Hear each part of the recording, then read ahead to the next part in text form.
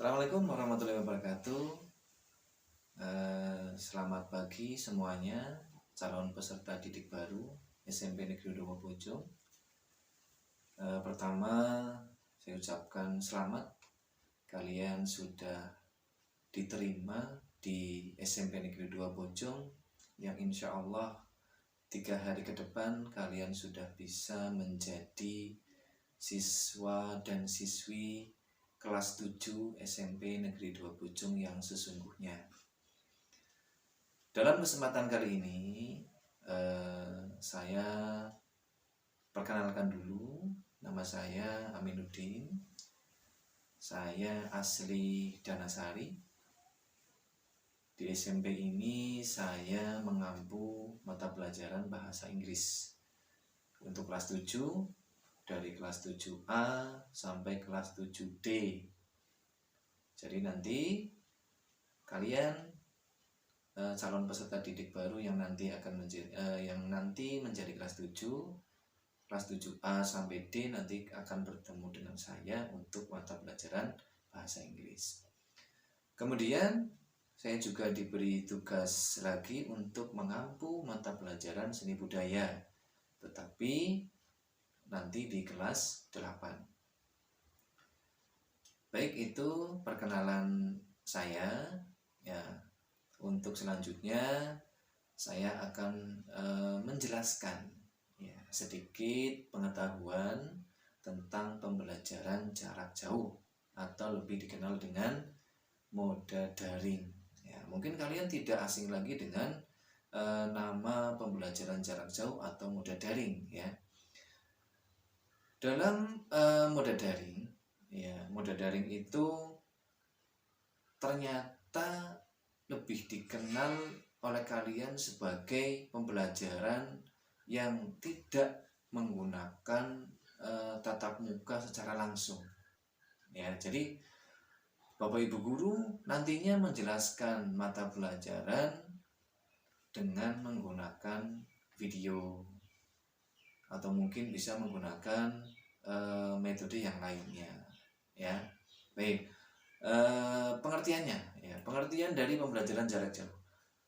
Pembelajaran jarak jauh adalah pendidikan formal ya. Jadi meskipun pembelajarannya tidak secara langsung, pembelajaran jarak jauh termasuk pembelajaran formal ya, tetapi tidak secara langsung. Nah, itu pendidikan formal yang berbasis lembaga yang peserta didik dan instrukturnya atau bapak ibu gurunya berada di lokasi terpisah ya. Jadi kalian di rumah, bapak ibu guru mungkin di rumah ya, tetapi masih bisa melaksanakan pembelajaran jarak jauh, sehingga memerlukan sistem telekomunikasi ya. Jadi memerlukan penghubung.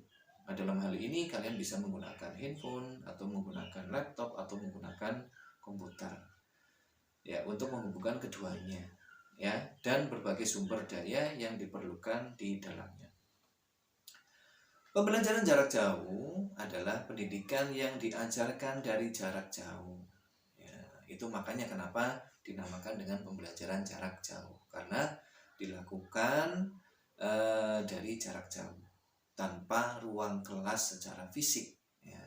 Jadi misalnya kalian tonton di rumah ya, pembelajarannya ya tidak masalah.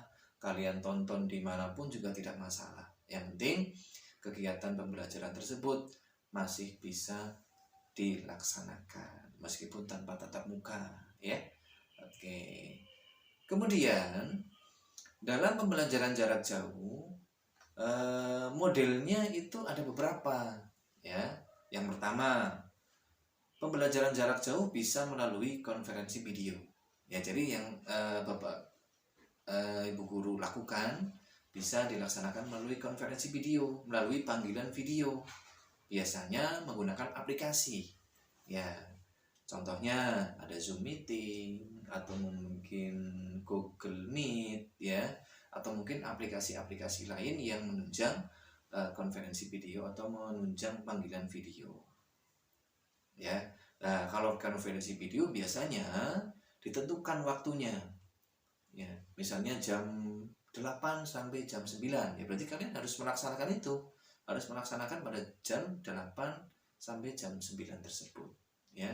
Kalau lewat dari itu biasanya sudah tidak bisa mengikuti pembelajaran tersebut, ya. Kemudian model pembelajaran jarak jauh yang kedua, ya biasanya Bapak Ibu guru memberikan tugas secara mandiri.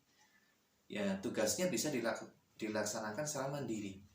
Karena namanya tugas mandiri, berarti tugas tersebut harus dilaksanakan atau harus dikerjakan dengan mandiri. Tidak bekerja sama dengan teman yang lainnya. Ya, itu. Dan tugas mandiri itu diberikan tenggang waktu. Ya, mungkin bisa jadi 1 hari, 2 hari, atau mungkin bahkan sampai 1 minggu baru dikumpulkan. Itu waktunya untuk tugas mandiri. Kemudian selanjutnya ada yang dinamakan dengan jadwal terbuka. Jadi jadwal terbuka tersebut termasuk bagian dari pembelajaran jarak jauh juga. Nah, dalam hal ini jadwal terbukanya maksudnya apa sih? Ya, tidak jauh berbeda dengan tugas mandiri. Tetapi kalau di jadwal terbuka, tugas mandirinya itu waktunya lebih singkat. Jadi Bapak Ibu guru memberikan waktu lebih singkat daripada tugas mandiri yang tadi disampaikan di atas. Mungkin bisa jadi diberikan waktu hanya 1 jam, atau mungkin 2 jam, 3 jam, atau mungkin bahkan 1 hari. Ya, mungkin maksimalnya 1 hari kalian masih bisa mengumpulkan. Tetapi kalau sudah melewati hari tersebut, maka kalian tidak bisa mengumpulkannya, ya, atau dianggap kalian tidak mengikuti pembelajaran. Ya, itu jenis-jenisnya. Yang selanjutnya, ternyata pembelajaran jarak jauh memiliki kelebihan dan memiliki kekurangan. Ya, kelebihannya apa? Kelebihannya, pembelajaran dilakukan dengan lebih santai. Ya, jadi misalnya kalian sambil rebahan, kalian masih bisa mengikuti pembelajaran. Kalian dengan cara duduk santai, ya, atau mungkin sambil makan, ataupun sambil kalian ngobrol-ngobrol dengan temannya, kalian masih bisa melaksanakan pembelajaran jarak jauh, ya.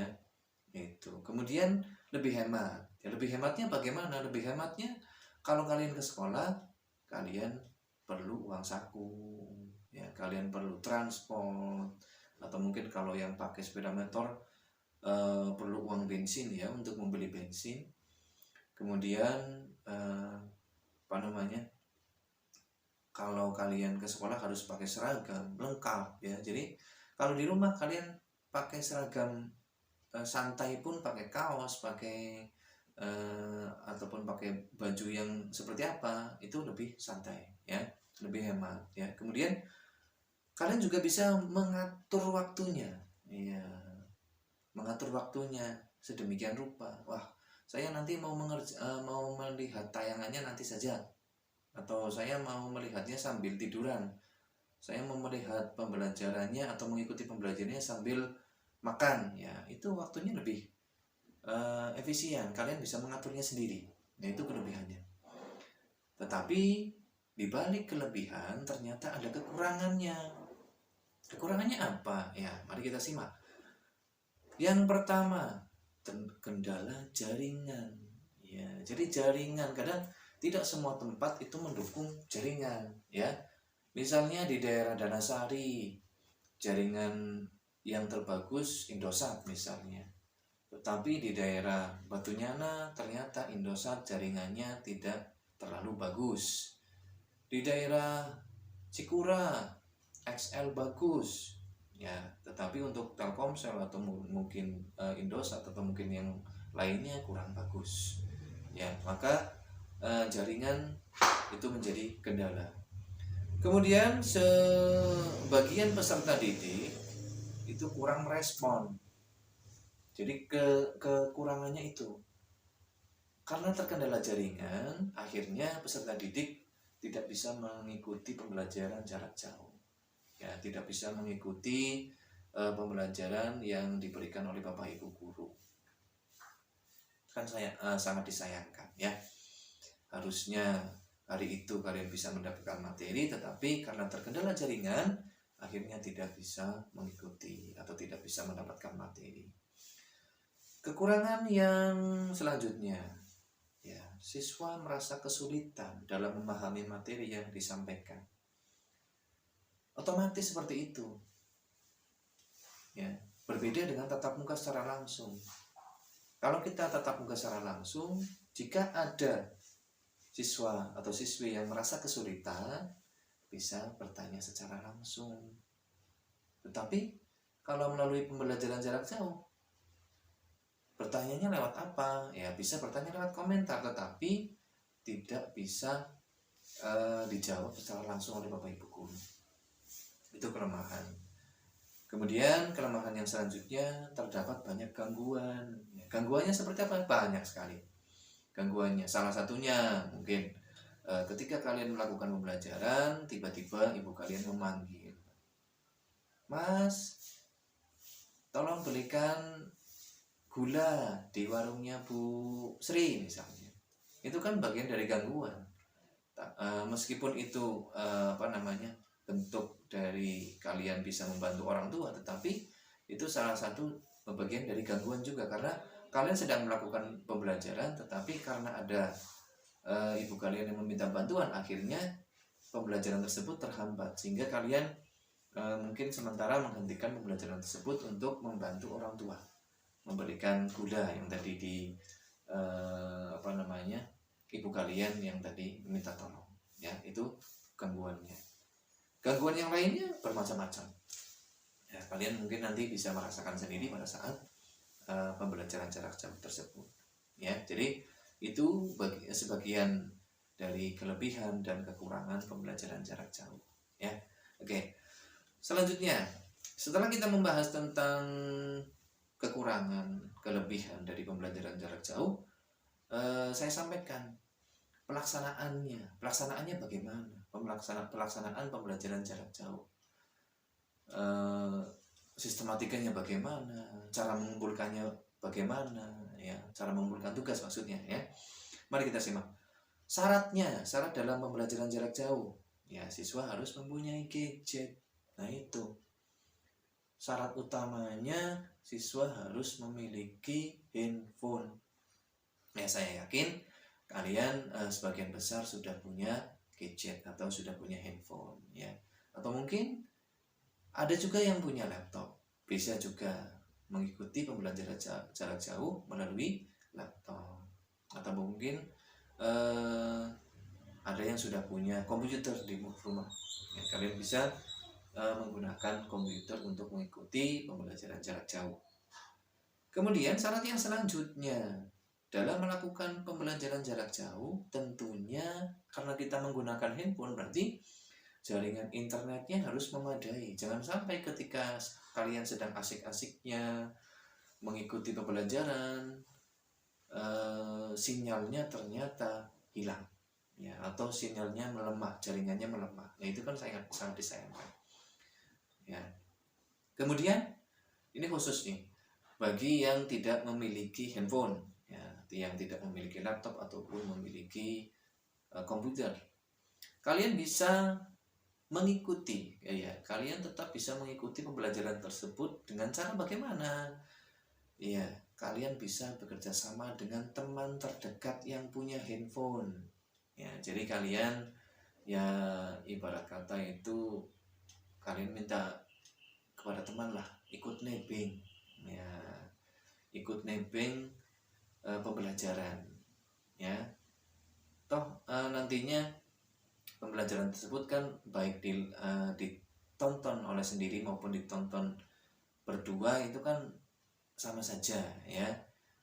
Ini khusus untuk yang tidak punya handphone, jadi bisa nebeng, ya, nebeng di temannya.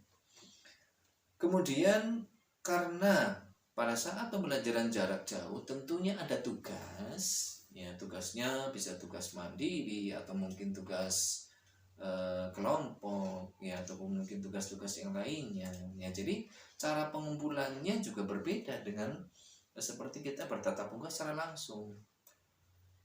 Kalau kita bertatap muka secara langsung kan tugasnya bisa kita kumpulkan secara langsung.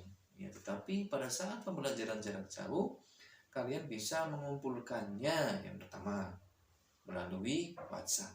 Ya, japri ke bapak atau ibu guru mata pelajaran yang bersangkutan. Misalnya pembelajaran bahasa Inggris, ya tugasnya nanti dikumpulkan di guru bahasa Inggris. Jangan sampai pembelajaran bahasa Inggris diberikan tugas kemudian dikumpulkannya di guru matematika atau mungkin di guru seni budaya. Ya, jangan sampai seperti itu. Atau mungkin kalian bisa membuat grup mata pelajaran yang nantinya tugas-tugas tersebut kalian bisa upload atau bisa share di grup tersebut. Ya, oke.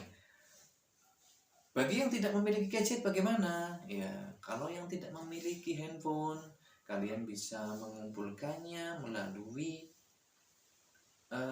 datang secara langsung. Ya, datang secara langsung ke sekolah, tetapi tidak bergerombol, tidak. Misalnya dalam satu kelas itu terdapat 5 anak yang tidak memiliki handphone. Maka 5 anak tersebut menunjuk 1 orang untuk mewakili mereka untuk mengumpulkan tugas yang sudah diberikan oleh Bapak Ibu guru. Ya, jadi tidak menjadi kendala, baik yang punya handphone maupun yang tidak punya handphone itu tidak menjadi kendala dalam pembelajaran jarak jauh. Kalian bisa menyikapinya, mengantisipasinya. Ya, kalian punya handphone, ya kalian gunakan atau manfaatkan handphone tersebut untuk kegiatan pembelajaran. Ya, jangan kalian gunakan hanya untuk bermain game saja atau media sosial saja, tetapi manfaatkan handphone kalian sebagai sumber belajar, ya, untuk mengikuti kegiatan pembelajaran melalui jarak jauh. Nah itu ya, jadi salah satu manfaat dari handphone ternyata manfaatnya luar biasa, bisa dijadikan sebagai kegiatan pembelajaran. Ya, itu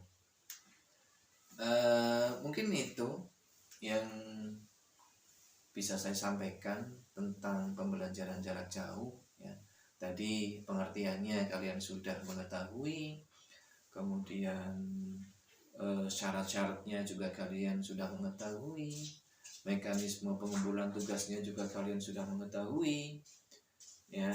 Kemudian kelemahan dan kelebihannya juga kalian sudah mengetahui, ya. Jadi itulah sekilas tentang pembelajaran jarak jauh, ya. Mungkin barangkali nanti kita bisa bertemu ataupun mungkin kalian bisa datang langsung, mau bertanya langsung juga boleh, tetapi tidak di sini, ya. Tetapi kalian ketika kita bertemu secara tatap muka, ya. Jadi itu sebelum saya mengakhiri penjelasan saya atau penyampaian saya tentang materi PJJ atau pembelajaran secara jarak jauh atau daring, saya mengingatkan untuk selalu menjaga kesehatan, patuhi protokol kesehatan, gunakan masker, ya, gunakan masker secara benar. Kadang menggunakan masker hanya yang penting nempel saja, tidak seperti itu. Tapi misalnya yang bertali lah, ikatlah talinya, ya, diikat dengan baik, ya. Kemudian mencuci tangan dengan air mengalir dan sabun, ya, pakai sabun supaya kuman-kuman yang ada di dalam tangan kita, yang menempel di tangan kita itu ikut hilang atau ikut terbasuh oleh aliran air, ya. Kemudian jangan lupa mengkonsumsi vitamin, mengkonsumsi makanan yang bergizi supaya imunitas kita selalu terjaga dan terhindar dari COVID-19. Itu, ya. Mungkin itu pesan dari saya. Kurang lebihnya mohon maaf. Mudah-mudahan kita nanti bisa bertemu kembali 3 hari ke depan ataupun mungkin ya nanti setelah kita diperbolehkan tatap muka, ya. Saya akhiri, wabillahi taufik wal hidayah. Wassalamualaikum warahmatullahi wabarakatuh. Sampai jumpa.